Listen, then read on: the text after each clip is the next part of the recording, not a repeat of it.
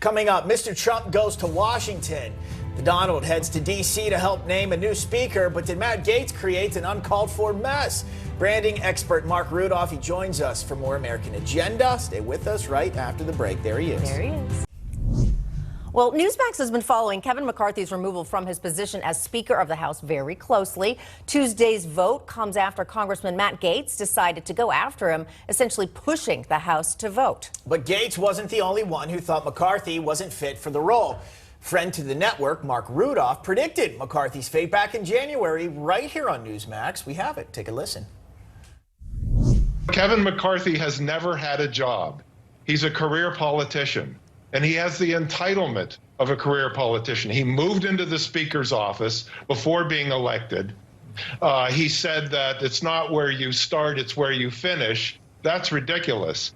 The other thing, too, is that Donald Trump has doubled down, tripled down, quadrupled down on supporting him, and it has not moved the needle at all. So Trump really doesn't have any influence anymore.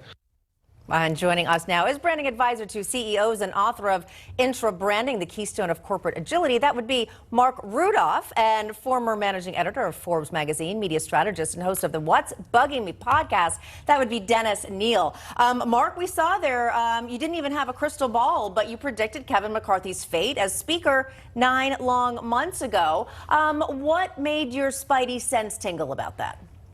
Well, but I do have a crystal ball. I could just by the way, it took 5 days and 15 ballots, and McCarthy had to grant a lot of concessions to make that happen, including the one vote vacate motion, which ended up being his demise. So I just didn't think that because he was not able to secure that in the first ballot by going to the 20 holdouts to say, hey, look, this is what I'm going to offer. Are you going to vote for me? He didn't even do that. So I looked at the way he handled himself. He didn't have the gravitas to move the needle quickly. So I said, this isn't going to work too well.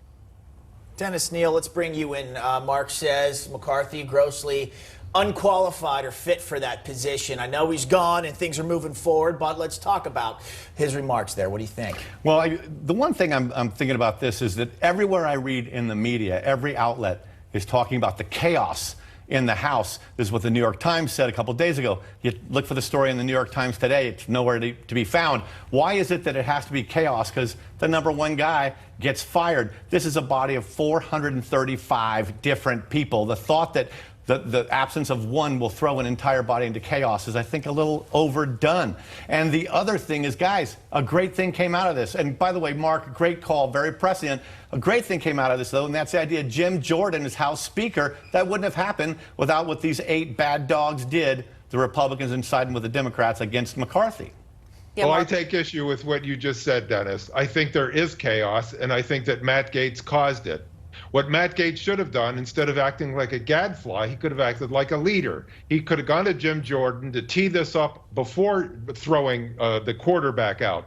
On a football team, you don't throw out the quarterback before bringing in a replacement.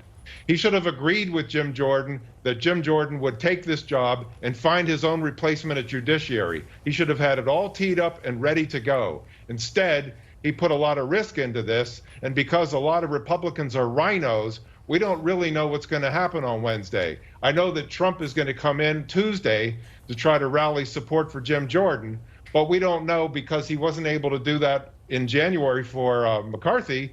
We don't know if that's going to work again on Wednesday. I got what you're saying. There's too much up in the air. There's too much at stake. And here's the bottom line, Dennis.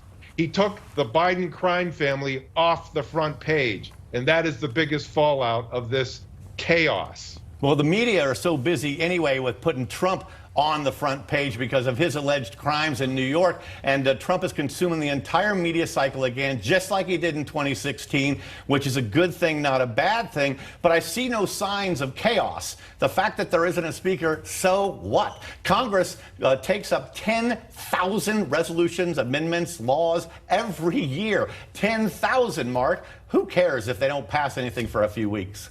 All right, Marc, final words for us. Because what's most important to me is keeping the Biden crime family on the front page and dealing with this impeachment inquiry.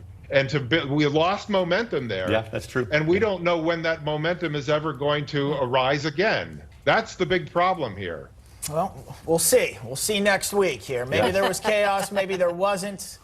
But it happened, and it's all going to come to a vote here at the Capitol next week. So Marc Rudov, Dennis Neal, thank you both so much for coming on with us. Bet.